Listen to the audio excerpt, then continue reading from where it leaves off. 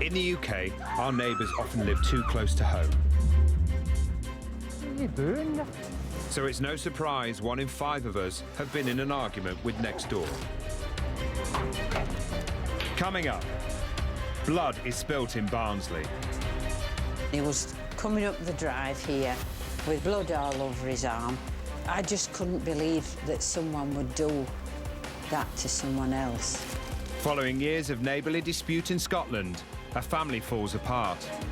It became too much for, the marriage in the end. I think this would have broken any family. And house prices tumble when squatters move in next door. The estate agent said, in his opinion, between 25 and 35% has come off the value of my property.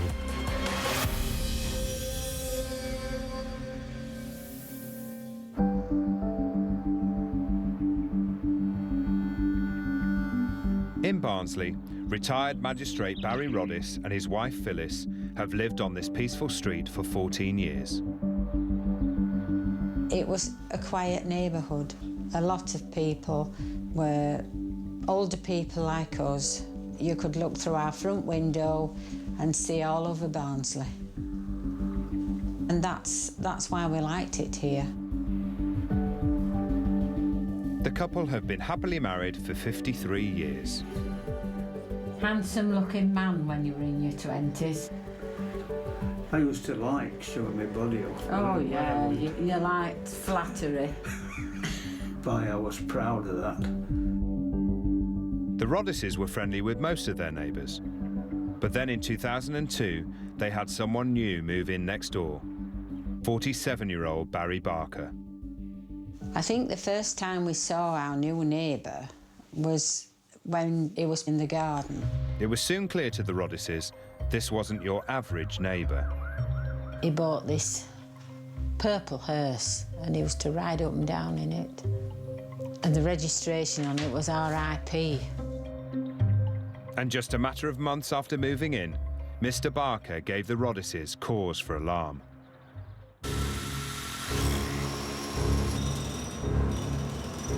He had turned his driveway into a junkyard.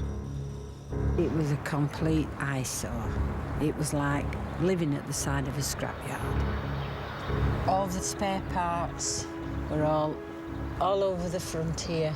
There was old cars with bonnets up, with rubbish in, old seats, you name it, it was there.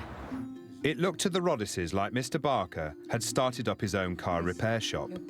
It definitely comes right up onto his drive, resting against our fence. Yeah, yeah. It'd take the bonnet off first and the bumpers, and then it'd work its way through to the engine. More cars keep coming in. We were at it all the time. And it wasn't just cars that had the Roddises worried. They were just legs and a bit of body. And he stuck them underneath a car, didn't he? Legs with boots on. His increasingly bizarre behaviour was causing alarm. It wasn't just Barry and Phyllis who were fed up with Mr. Barker's mechanical mayhem. Neighbours joined forces to petition to the council, and the local authority began an investigation into Mr. Barker's alleged business. The police gave us this photograph, which was taken by an helicopter. There are that many vehicles, how many is 1, 2, 3, 4, 5 down that side. On that side. The council called a meeting to sort the issue out, and Barry was asked to be the representative for the neighbours. Pause off. It was a decision that was to have a great impact on Barry and Phyllis.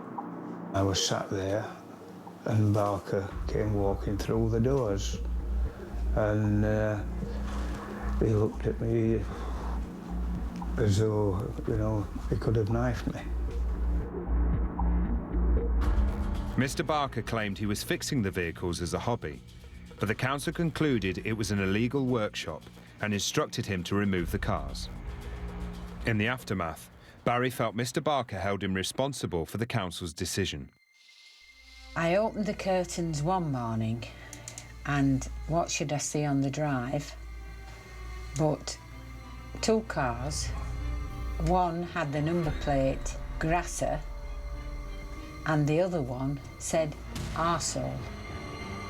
Well, this was put on that car to get back at you. He thought that you were the one that grassed him to the council. In the weeks to come, it wouldn't only be graphic messages that Barry and Phyllis would have to face. Coming up, a proud Scotsman goes to war over his former castle. He started burning stuff, dumping stuff. We really had no idea that we would get a neighbour like the one we have now. And a couple's once peaceful home is threatened by squatters. 2 or 3 hours later, they'd broken into the property again. That's what stained us because of them being there.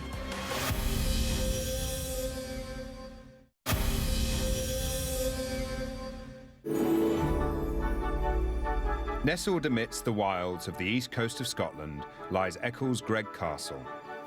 It's the former home to the Forsyth Grants, a proud family with a distinguished military history.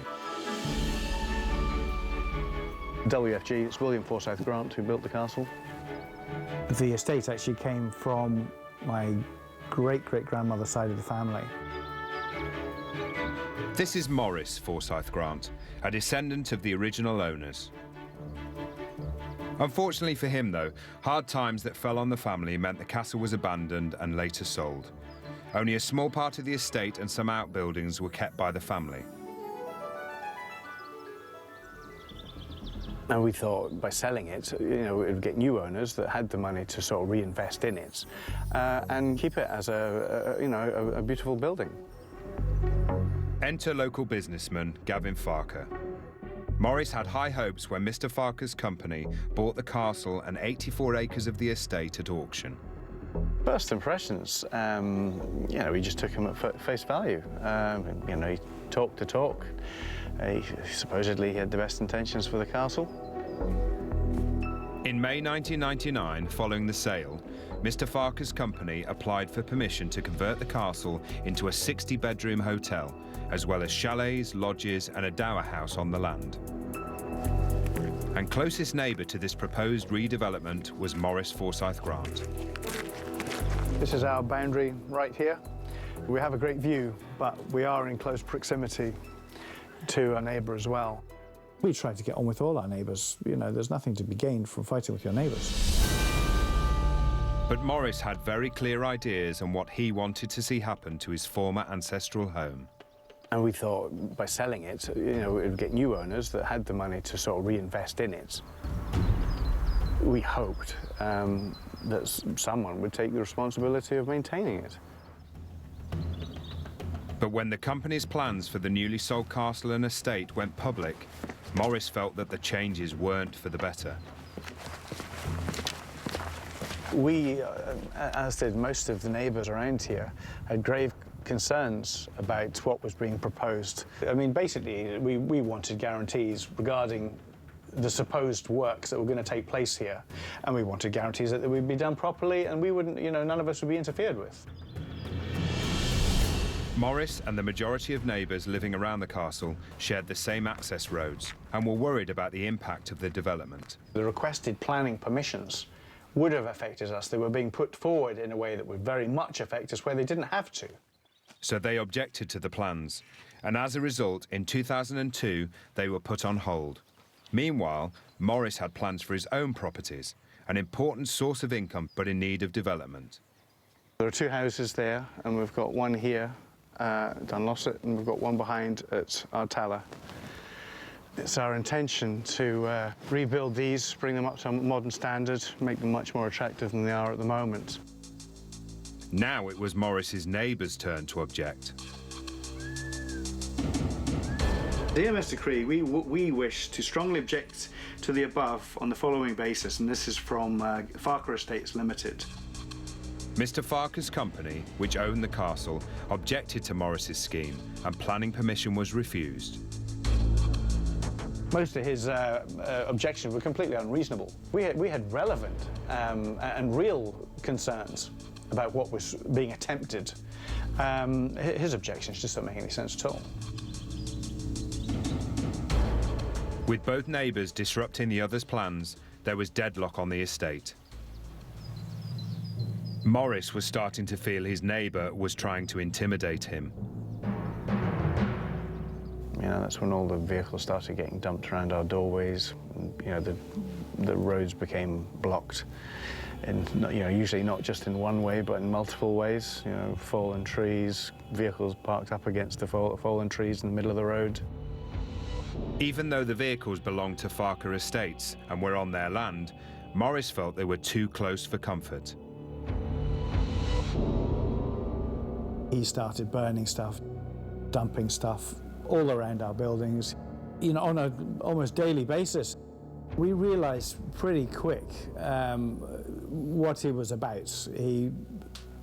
It was basically a campaign just to run us down, make us want to sell the home farm.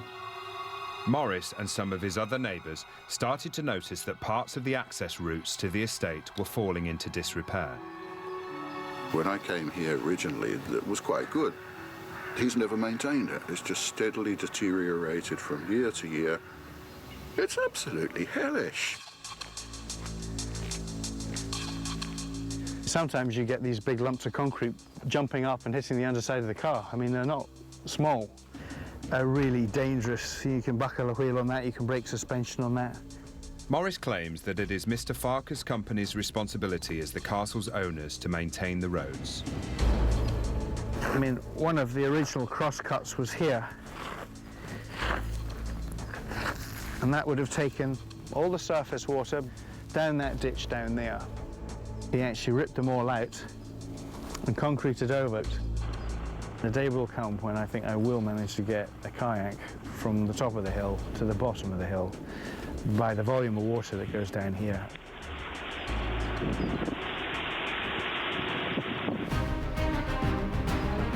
As well as the terrible roads, Morris was also appalled by the state of the castle itself. Basically, all the roofs pretty much have collapsed now. But unfortunately, it's just gone to rack and ruin. But in the weeks that followed, Morris's old ancestral home would have an even bigger impact on his life.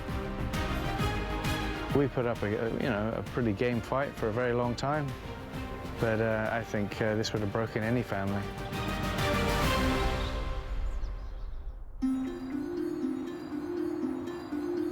In Barnsley, Barry and Phyllis Roddis were faced with a nightmare next door.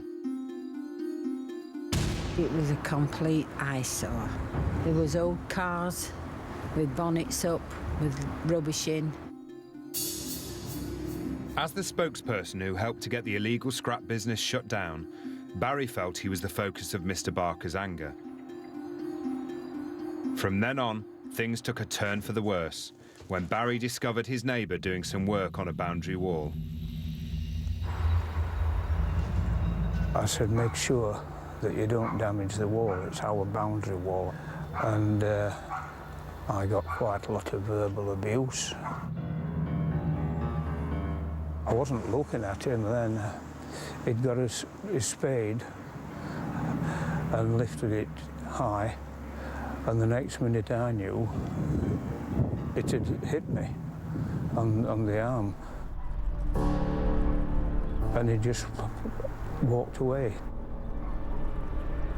And he was coming up the drive here with blood all over his arm, and it was dripping onto the drive here. And I said to him, what on earth happened? And he said, Mr. Barker has hit me with a spade. I just couldn't believe that someone would do that to someone else, hit them with a spade. He is a total coward. He'll hide behind things and is evil, absolutely evil. The police were called. In his witness statement, Mr. Barker claimed that he struck his neighbour by accident and that Barry had grabbed his hair. Which is an impossibility because we've got a metal ornamental fence on top of our wall with spikes. And if he'd have leaned over, he would have got a spike in his stomach. Despite the attack, Barry Roddis chose not to press charges. He says, I've got to live here, just, you know, let it go. Might be a one-off thing. Was it a one-off thing? Well, no. But Mr. Barker then found another way to make Barry and Phyllis's life a misery. He developed a taste for music. Well, I'm in the kitchen here, and you could hear the music all around. It appeared to Barry and Phyllis that Mr. Barker was pointing his speakers directly at their house. You could even hear the music in the hall. It could go on while 10, 11, 12, sometimes beyond midnight. You couldn't sleep. And it was obvious he was playing mind games with us to drive us crazy. Mr. Barker claims he had to have his music turned up full blast due to a build-up of wax in his ears. He's continually playing mind games, trying to destroy both of us mentally. 3 years and numerous complaints later, Mr. Barker was finally given an ASBO. It banned him from repairing motor vehicles at home and playing loud music at night. That still allowed him 13 hours during the day when he could play his stereo. Despite the ASBO, Barry and Phyllis claim that Mr. Barker continued to harass them. Sometimes he used to stand and just stare if I was walking up, like intimidating. Everywhere she turned, there he was. He used to look over his fence with his elbows on the top of the fence, just staring at you and just saying, "Are you all right, love?" With no end to the dispute in sight, Mr. Barker's vendetta towards his elderly neighbours was about to take an intrusive turn. We noticed one day that there was a CCTV camera.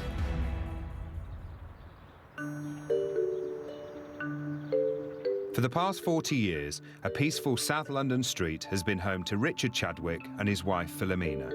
Yeah, Richard, cup of tea? Thank you. The Chadwicks have lived in Streatham Village for nearly all their married life. We moved into this house in 1969. We'd been married for 1 year. So it was the first time we had a chance of a house with a little garden. I remember coming out here in the summer and thinking, well, it's a nice, neat little garden. As you know, I'm not much of a gardener, but it was nice, neat and tidy. I know, but what sold the house to me was when I looked at the garden, I just saw 3 walls. It was so private. Nobody could look over their garden wall and see what we were doing. She could come out in the nude if she wanted to, but I wouldn't come out in the nude. No, you wouldn't. But I did. We've enjoyed every minute living here because of the village atmosphere, and we've always had, particularly next door to us, good neighbours. For years, they've been an active part of this close community. And Richard has always done everything he could to maintain this way of life. I will fight for something to the end if I think there's been an injustice. And as an example of that,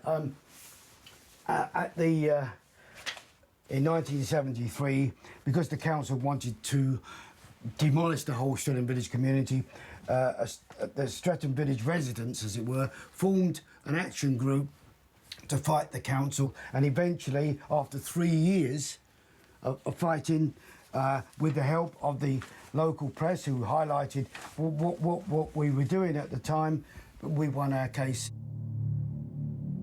But now he has a new fight on his hands, after some undesirable new arrivals suddenly moved into the run-down, empty building next door. It was a bit unnerving to think that somebody could be actually in the property which I knew had recently been sold. It was to be the Chadwicks' worst nightmare. A group of squatters had taken over the property. When I got here, I noticed that there was a a lock on here had been tampered with. So a neighbour of mine, who happened to be over there at the time, came over, and we both suspended and thought, well, possibly there's squatters in there. So he was good enough to change the lock here. We both went inside here and changed the lock. 2 or 3 hours later, I came down to investigate. They'd broken into the property again. So we didn't actually keep up, but there's not a lot we could do because they were, in fact, in the property and obviously weren't coming out. Being an ex-housing officer, Richard had experience of dealing with squatters. Some squatters will ransack the property. I've known them to take out baths, toilets, sinks, and completely leave it gutted, and they would take out whatever they need. They knew exactly where they stood, and if they stood their ground, nobody was going to evict them. They'd obviously got some legal advice from somewhere. With the squatters there to stay, it would only be a matter of time before the neighbourhood dispute turned nasty. One of them in particular was getting very aggressive and went to hit me. Coming up, rack and ruin at his former Highland home takes its toll on Maurice Forsyth Grant. I've probably spent months and months of nights not sleeping. And in Yorkshire, Barry Barker's campaign of terror continues. We can't do anything without him trying to spy on us. I knew that if I'd have got hold of Barker, I wouldn't have let go of him.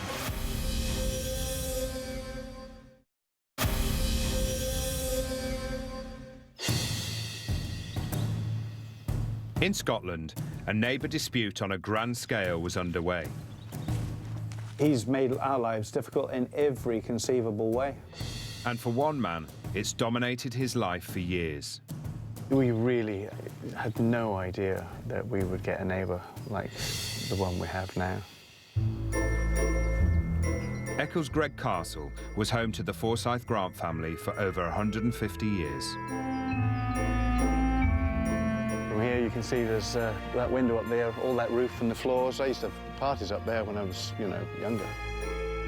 Bought at auction by local businessman Gavin Farker's company, former owner and now neighbour Maurice Forsyth Grant felt the stately home faced an uncertain future. Of great concern, I think, at the moment, which will be the end of the building, is the front crow step gable up here. You can actually see it's actually leaning out at quite an angle, and once that does come down, it will probably just take the whole front facade with it. He has fiddled about with little bits of roof, but basically all the roofs pretty much have collapsed now. Despite now living in more modest barracks, just a stone's throw from the castle, Maurice has kept the proud family tradition going on his part of the land. This is some of the old ancestors. That's William Forsyth Grant. He actually built the castle in 1840. That would have been his uncle, William's father, and Joseph. They founded Canada's first bank. That was William's wife. 160 years ago, things were very different for the Forsyth Grants. Once lords of the manor, but today in dispute with the castle's new owners. You try not to let it affect you, but it's very hard not to. You just acquire a sort of siege mentality. Basically just had to hunker down, try and continue our businesses as best as we could.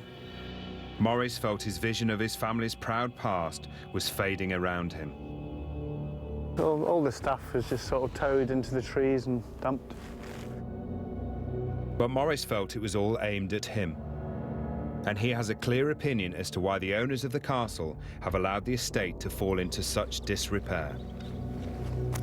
Basically, make everything around us unattractive to anyone else to buy, and thinking that we would have to sell, he's sort of started this campaign. While the castle's owners continue to make plans for development, Maurice feels the disruption is making it hard to carry on living on the estate.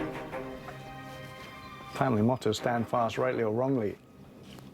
I've no intention of leaving Eccles Greg. That view is all I need, really. I can forget the mess and the junk being dumped behind us. Farker Estates declined to comment on any of Morris's accusations. But all plans for the estate seemed to have ground to a halt while both parties continued to object to the other. Morris feels he is unable to move on. It certainly cost us probably tens of thousands in lost revenue. I've probably spent months and months of nights not sleeping, just for fretting, anger, because you just have to wear it. You can't get rid of this. It's ever present. Look, my car for socks for now. You try not to let it show for the rest of the family. You know, you try to behave normally. All the rest of it, take it on the chin. But it is just really hard. It's really, really hard for year after year after year of this constant attrition. I don't know what I could give to have this resolved. Do you want to go down and play with your cars, Maxie? I don't know. There's no way. I don't think it could be resolved. Following his 13-year battle with Mr. Farker and his company's plan for the castle, there has been a heavy price to pay for Morris. In 2011, his wife moved out of the family home. Became too much for, the marriage in the end. But no, we put up a pretty game fight for a very long time. But I think this would have broken any family. But finally, Morris may have a new focus that might help him forget the castle next door once and for all. We've got consents for 3 wind turbines at the moment. I mean, it's hard to find a windier site than this. Our motto was always, has always been stand fast, and we will do that. We still have plenty to build with here. And what always rings in my ears is Churchill's words: "We will never surrender."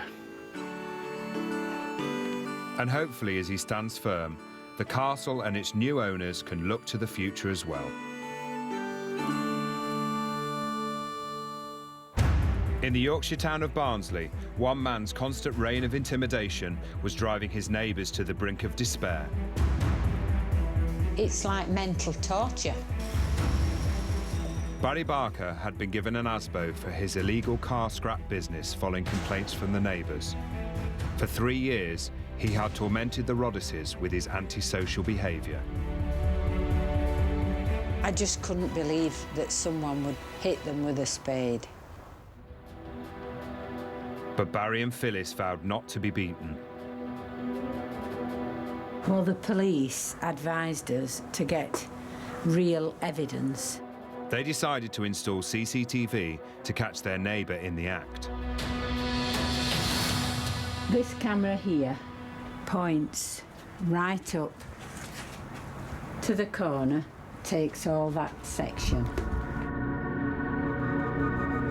Undeterred, Mr. Barker decided to play them at their own game.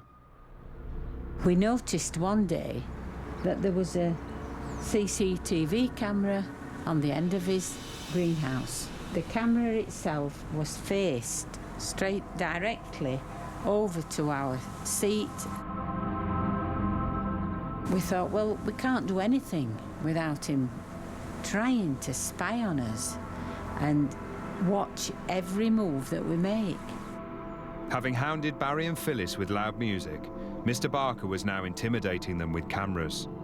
They had nowhere to go. We climbed up and he looked over the top. He stayed there for about 10 minutes, then he got down onto the roof for a few minutes and then he got back up again. That's the first incident that we got him to court. It had taken 7 years, but finally, Barry and Phyllis had the evidence they needed to help send their neighbour to prison. Barry Barker was given a 4-month jail sentence for breaching his ASBO as a result of intimidation, abusive language and loud music. In court, Mr. Barker claimed that the dispute had caused him anxiety and depression. I knew that the prison sentence which he was received would not stop Barker's activities towards us. Upon his release from prison, Mr. Barker returned home, but clearly he was unrepentant. Within weeks, it seemed he was back to his old tricks. We came in one day from shopping And we noticed that he painted some of the panels. He made spy holes so he could look through and not be seen by the camera. That's another way of intimidating us and saying that I can still do what I want, I can still see you, and you can't do anything to me. Barry Barker declined to comment about this. It just shows what type of character he is. It's just everything he's done. Make our life a misery. But there was even worse still to come for the couple, as Mr. Barker continued his intimidation. In South London, the sudden arrival of squatters next door to the Chadwicks had shattered the 40 years of peace on their quiet street. They were, in fact, in the property and obviously weren't coming out. It quickly became apparent that the couple's privacy was being invaded by these unwelcome arrivals. Down there is my garden, which is, from that wall there, is barely 20 feet away. It's probably 22 feet high. And the squatters would invariably walk along that wall there or on the flat part near where the glass is situated. I have the curtains closed a lot, so if they are there, I don't, and they don't see me. But as the squatters became more comfortable at home next door, Richard and Philomena heard and saw a lot more of them. Sometimes they would put their sunbeds there or just sit there, or even from there. It's not a very nice feeling. They're staring into our bedroom. Not to mention the constant bongo bashing. I'd hear music coming from their back garden, so much so that I had to shout at them. They'd be banging on the bongos, there'd be possibly music from a trumpet, a flute, other instruments that would make a noise. Sometimes it'd be in the early evening, not in the daytime. Sometimes 10 at night. Sometimes 10 at night, but then I couldn't see them. In the end, He got irritated. I just closed the door, closed the kitchen door and tried to block the noise out. It was irritating. I mean, what would you do? You just want to be quiet. And they're out there enjoying themselves, and we're in there annoying ourselves. Fed up with the constant disruption, the Chadwicks went to the council. They've been told, in no uncertain terms, if they continue making a noise, any noise, and if they're made by instruments, they would eventually come down and take their instruments away from them. The squatters were served a noise abatement notice. But they were here to stay, making themselves more at home and even posting images on the internet. I think somebody's playing a bongo there, somebody's playing something. It's very difficult to tell, but they're obviously playing some kind of music there. And look at the state of the place underneath there. Oh my God, what's that? What is that? Getting a bit scared now what we're going to see. But they're on top of the world there, aren't they? They give on you top everything. of the world, yes. They're on top of the world, paying nothing, and they're getting our south of France suntan at the same time. Philomena began to spend less and less time in her beloved garden. It soon began to wither as the couple locked themselves inside. I feel very sad that the garden looks as it looks, very bare, when I think over like 40 odd years of digging it and working it, planting roses and other flowers, always look lovely, always pretty. So at the moment I'm living on memories of the garden, happy memories. At the time, squatting wasn't a crime, and the only way Richard could hit the squatters was with a noise abatement notice. To be fair, they have been a bit quieter, I think, when they were served with the notice. But it wasn't just the noise that was getting under the skin of the Chadwicks. The rubbish is along here. It's usually piled up to about this height. And it starts here and extends along here. And usually on a, I don't actually see them do it, usually on a Tuesday evening, they start bringing it all out from the garden. Everything gets piled up all along here. And the council, every Wednesday morning, come along and take it away. If I left that rubbish outside my house, or even one bag near my bin, they won't take it away. How's that fair? And I'm paying my rates, and they pay nothing. It's all one-sided. Coming up, with no end in sight to his squatting hell, Richard ramps up the fight. As far as we're concerned, we're not going anywhere. I'll stay there with my neighbours. And in Yorkshire, Barry Barker is up to his old tricks again. Our old fence had been ripped apart. I just stood and cried.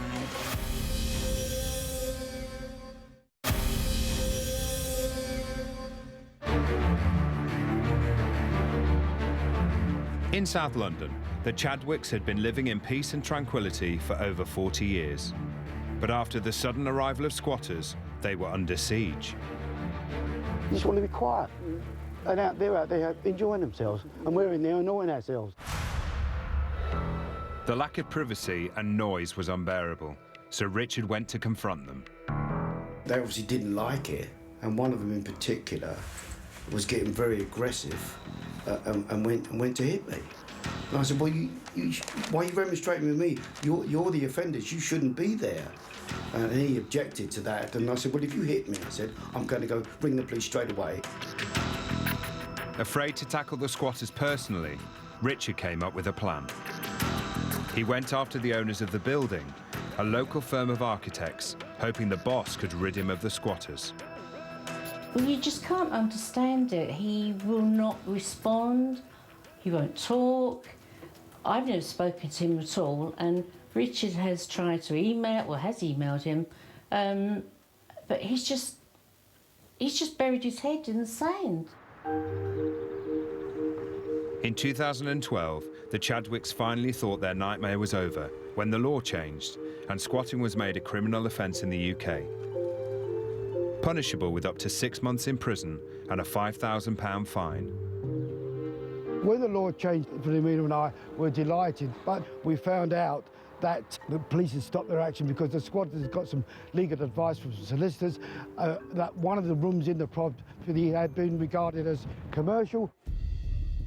Apparently, one of the rooms had been an antique shop. Richard and Philomena were devastated. They were back to square one. The squatters were not committing a criminal offence, so couldn't be arrested. For want of a better term, they're legal squatters and they had every right to stay there. The dispute had now been raging for nearly 5 years, and the Chadwicks felt they were no nearer to seeing the squatters removed. And even the option of moving house to escape was scuppered by their unwanted neighbours. The estate agent has been in Streatham many, many years and completely, Streatham inside out.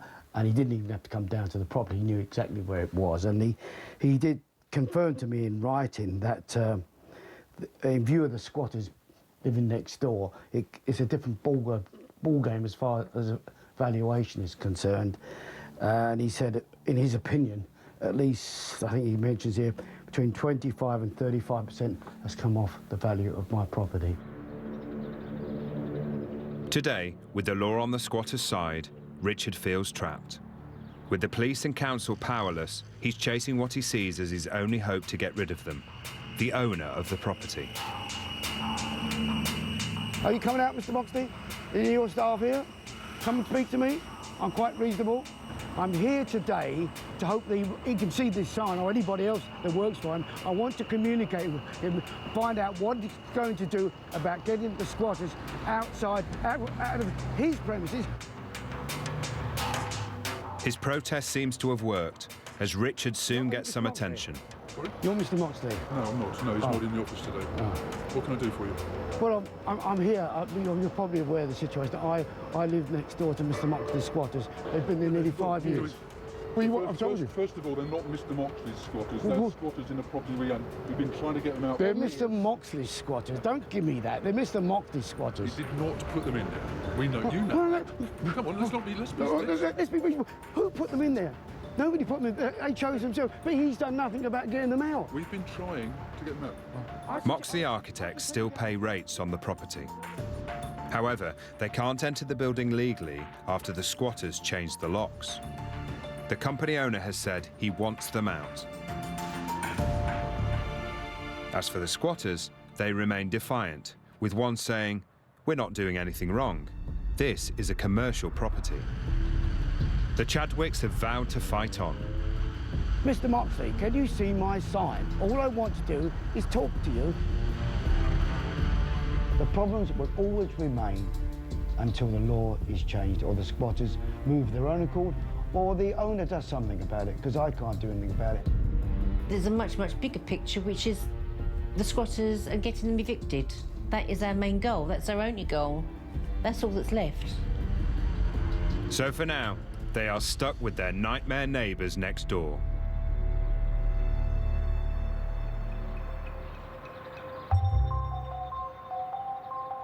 In Yorkshire, Barry and Phyllis Roddis were paying the price of a nightmare neighbour on their doorstep and were now at breaking point.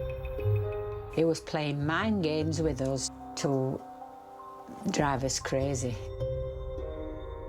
For 7 years, Mr. Barker had been the tormentor, which even ended up in physical injury. And now he was out of prison. I felt that I couldn't help anybody. I couldn't help to look after my own family. After endless abuse at the hands of Mr. Barker, Barry was finally beaten. It really affected my husband over the years, and it caused him a lot of mental problems. And he used to come out here with the dog many a time late in the evening, and I'd look through the window and I'd see him with the dog trying to gather himself.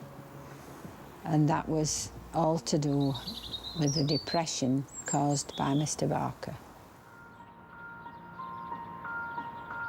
I think it reached its lowest ebb when I went through into our bedroom, and he just broke down, and he was really, really crying because he just couldn't cope with any more pressure. It was depression. I couldn't do anything at all. I'd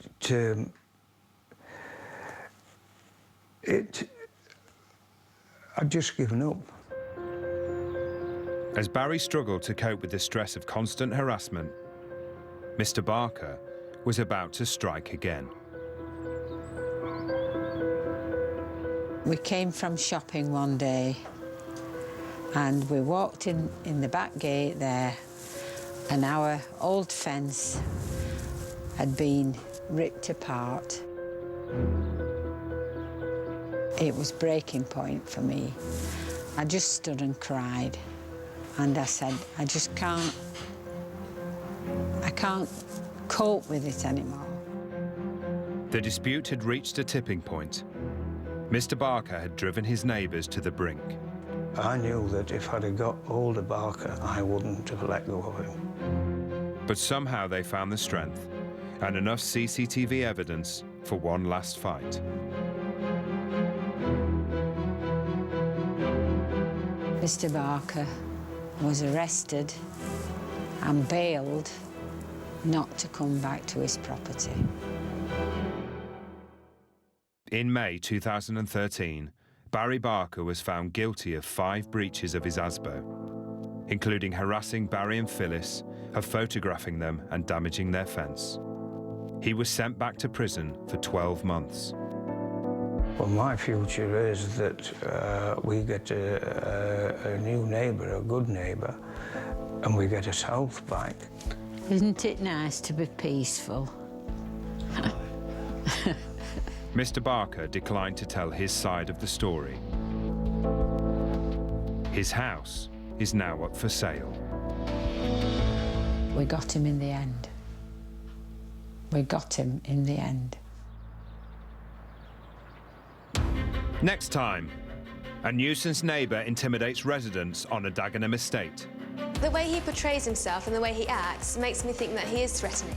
There's a thief at large in an Anglesey village. I opened the side of my wallet and it had gone. And in Somerset, a dispute turns to menace.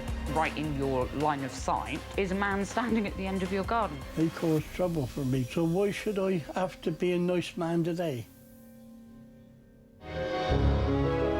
Now, forget war. Is love on the cards for Patrick, Jane in Lisbon? Or is he just messing with our minds? Don't go anywhere. The new season of The Mentalist is on the way right after a quick update from the 5 News team next.